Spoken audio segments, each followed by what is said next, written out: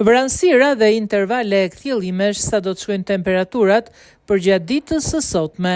Masat ajrore me origjinë veriperëndimore do të ndikojnë në territorin shqiptar, duke bërë që deri në mesditë pjesa më e madhe e territorit të mbizotrohet nga intervale kthjellimesh. Më të theksuara do të jenë përgjatë vijës bregdetare, ndërsa përgjatë pasdites pritet zhvillim i vranësirave duke gjeneruar shirat në zonat malore dhe pjesërisht zonat e ulta, duke lënë zonat bregdetare pa rreshje.